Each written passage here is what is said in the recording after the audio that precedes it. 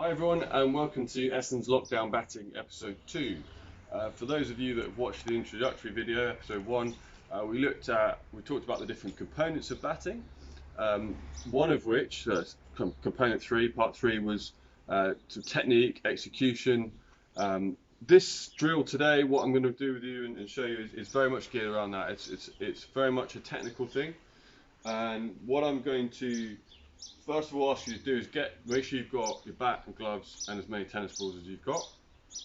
And then before we actually hit any balls, I want you to find a window or a mirror or a French door just for a reflection. You're not hitting the ball at this stage. And I want you to focus on playing a few shadow shots. And really, there's 3 things I want you to think about. One is your bat lift. So as your bat lift comes up, some people sort of point towards slips and gullies. Some people's bat lifts start there. However, you can see Steve Smith goes very much out there. But after you've done your bat lift, as your bat comes through, it needs to really come from this plane and come through pretty straight. If we're playing a straight bat shot, I don't want to be hitting the ball from there to play a straight drive. Equally, I don't want to play a straight drive from behind my body because I end up coming around the ball. So after your bat lift, wherever your bat initially points, bring it through in a straight line towards the ball. Imagine you've got a ball coming towards you.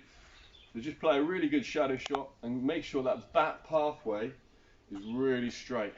Okay, and you're showing the full face of the bat towards your reflection.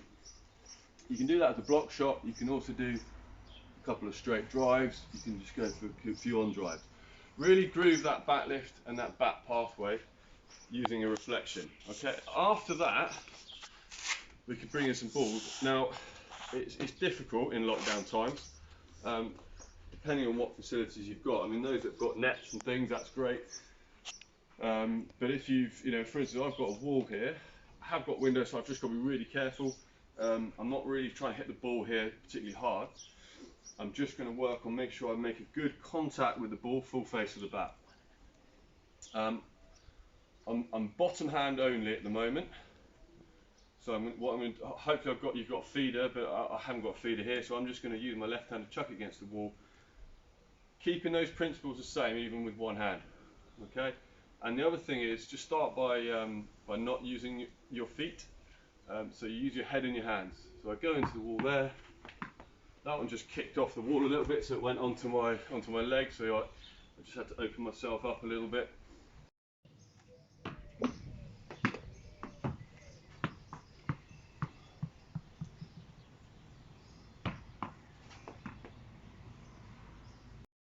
So we've done the bottom hand drill.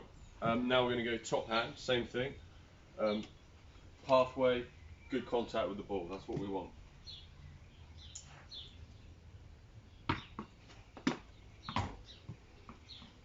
Always hitting through the line, so if it's just a slightly leg side ball, I can just go through as a mid-on, on drive, or a glance if it's wider.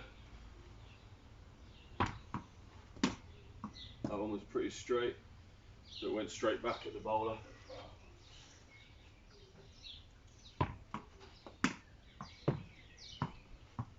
Sometimes I just move my feet a little bit because if the ball's going to bounce quite close to my feet, I might just move it back a little bit.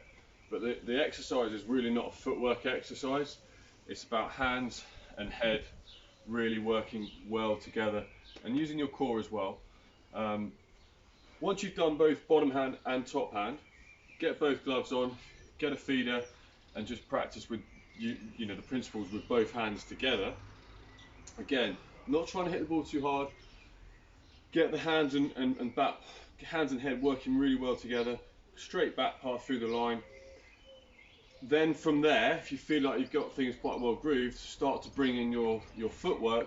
So in other words, you can start to play more stepping into the ball for a cover drive, or if it's on drive or whatever it is, play your shots using the feet.